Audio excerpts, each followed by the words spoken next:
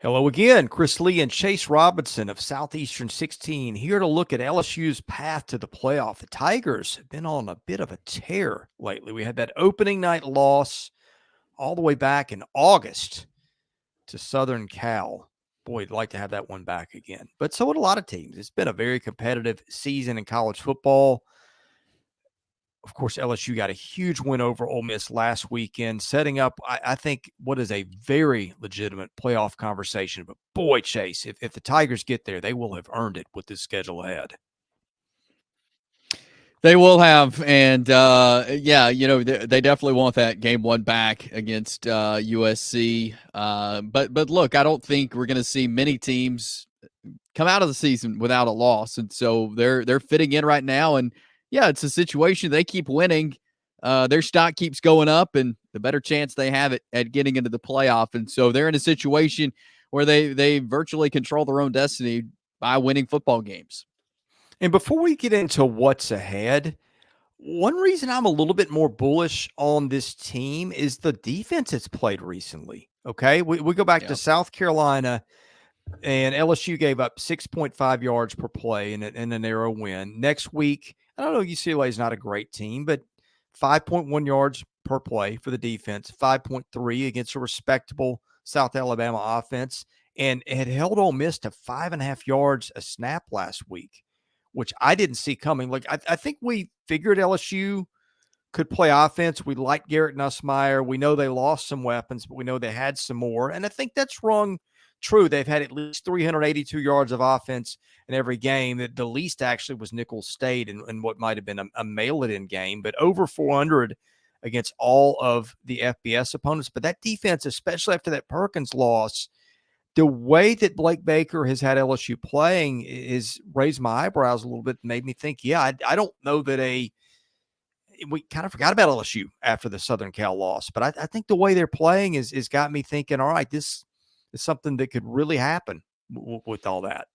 Yeah, I mean, and that shows you can't just write a team off after one loss, because we started thinking, oh, LSU isn't quite as good. They've had some injuries on both sides of the ball, but they're proving that that they can still compete in these games, that they can still win ball games. And what the defense has been able to do is really, I really respect what they're doing and what Blake Baker has at them. And then last year, that was the problem with LSU. Great offensively, they could not stop anyone. And so we're finally starting to see them get into a rhythm, see guys step up and I guess believe in themselves that they can do it. So it's been a tremendous change on defense and what they've been doing. Yeah, also they've won the turnover battle or tied it in 4 of 6 games. I guess won it 3 times, tied it once, and lost it a couple times. That also helps. I'm going to have Chase go ahead and pull up LSU's path to the playoff here. We'll talk about each game individually. Before we do it, we remind you, BetOnline is the world's most trusted betting platform and your number one source for everything sports betting. Every stat, matchup, breakdown, even live odds and spreads to bet on during the games, with the largest catalog of odds on everything from football, MLB playoffs, NHL, NBA, to political props. When the game is over, head on over to our online casino, get in on a game of blackjack or poker, or unwind with one of over 150 slots games. Head to the website today to get in on the action with America's most trusted site for online wagering. BetOnline, the game starts here. All right, next up for LSU, of course, that game at Arkansas that we've previewed. But for folks who haven't watched it, this is an intriguing game because Arkansas dropped down a new look with 6 defensive backs when they beat Tennessee. It took a week off, so we've not seen what the Razorbacks will look like after that. But I think Arkansas, another team we didn't expect to play defense that is playing it. And I think that's going to make for an intriguing game. Arkansas is about a 3-point favorite. You can see on the left under the RK column, that's a predictive model I put together that tells you about what the spread will be. You can see to the right what the spread actually is and how that does or doesn't correlate from week to week. But I think these will be pretty close from here on out. Yeah, everything starts Saturday. You lose that one, and it's going to be a lot tougher. But I think they'll pull it out at Arkansas. Yeah, I think that LSU is playing so good right now that it'll It'll be tough against Arkansas. It'll be tough in all these road games coming up, in every game they play, but they're playing so good. I feel like everything's just clicking right now. You go into an Arkansas team who, has had some really bright moments this season, and so it's going to be really tough. But yeah, you kind of at this point expect LSU.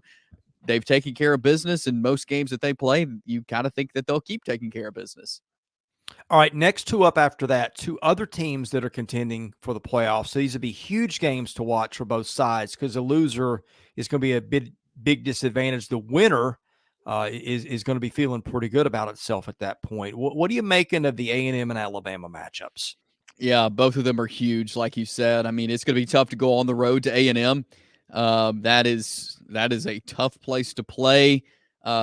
Texas A&M is one of the hottest teams in the SEC right now as well, and so that's going to be a huge matchup next week. And then you get that bye week before Alabama comes to Baton Rouge, and I think Brian Kelly's just lost one game in Baton Rouge in his time there at LSU, and so he wins games at home, and he's got Alabama coming to him. So that's going to be tough, and Alabama's going to be in a position as well where they're going to have to win this game probably to keep their playoff dreams alive. And so this is going to be another one of those games. I feel like these two, like you mentioned, have huge implications on them. And, obviously things can change in the next few weeks. What we've seen through SEC football this year. But those are two monster games for LSU. And if they can come out with winning one of those games, I think they're in a great position to finish strong. Yeah, get 2 of 3 between Arkansas, A&M, and Alabama. You're, I think, in a decent shot because at that point you will have banked some nice wins. But having said that, it's no guarantee. I don't think any of the last 3 games are easy. LSU is going to be favored in all of them. Let's start with Florida. I think a lot is going to depend on what Florida's got to play for at that point. DJ Lagway, we know, is the quarterback. I think Florida's a higher variance team with him, for better or worse, at quarterback. That one will be in Gainesville too, Chase, where the Gators haven't played very well under Billy Napier. You're right. And yeah, again, it's hard to tell where we'll be at, but you got to imagine that's going to be a tough game just going into the Swamp to play. But again, a game that LSU, I feel like, matches up well with, can do some good things against this team that Florida has. And so, I think this is another game coming off of those two really monster games.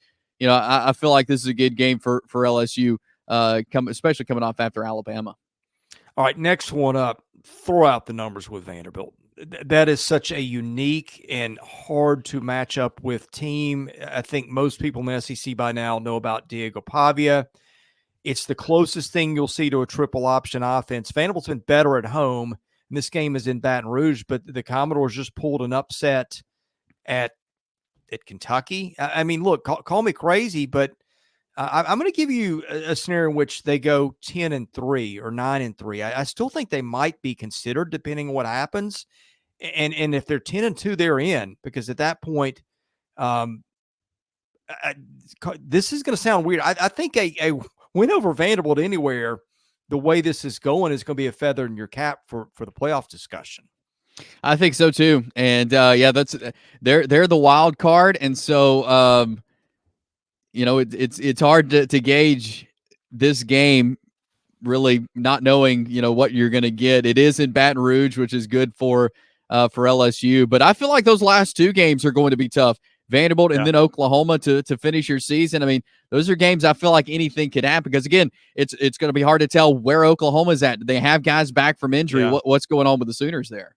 Yeah, defense is very, very good. If they get some receivers healthy, and by that point, presuming Michael Hawkins is still the quarterback, he will have learned and grown a lot, you would think. So I think Oklahoma is also kind of a wild card as we sit and look at this in mid-October. Certainly, LSU will be a favorite in that game, as well as it will be against Florida and Vanderbilt too. But no give me potentially under the circumstances if they can get healthier.